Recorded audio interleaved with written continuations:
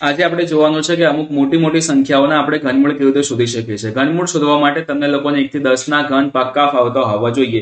જે મેં અહીંયા સ્ક્રીનમાં સાઈડમાં 1 થી 10 ના ઘન લખીને રાખેલા છે, જેથી કરીને તમને આન્સર આપવામાં થોડી સરળતા રહે. સમજો કે આપણે શોધવાનું છે 21,952 નું ઘનમૂળ. તો સૌથી પહેલા આપેલી સંખ્યાના હું 2 ભાગ પાડીશ. 2 ભાગ એવી રીતે પાડીશ કે છેલ્લે 3 સંખ્યા વધે. હવે અહીંયા સૌથી છેલ્લી સંખ્યા કઈ છે? 2. જો છેલ્લી સંખ્યા 2 હોય તો આપણા આન્સરમાં શું આવી શકે? છેલ્લી સંખ્યા 2 હોય તો આપણા જવાબમાં આવી શકશે 8. એટલે આના બદલે આપણે લખીશું નાખ્યું, આના બદલે આપણે લખી કાઢ્યું 8. આગળ વધ્યા છે 21. 21 કરતા નાની પૂર્ણ વર્ગ સંખ્યા કઈ? 21 કરતા નાની પૂર્ણ વર્ગ સંખ્યા આપણી પાસે છે 8 અને 8 કોનો ઘન છે? 2 નો. એટલે અહીંયા લખી નાખીએ 2.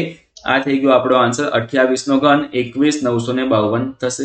એ પ્રમાણે બીજી સંખ્યા 97 અને બીજા ભાગમાં લખીએ 336. 2 ભાગ પાડી કાઢ્યા, પાછળ 3 સંખ્યા આવી ગઈ.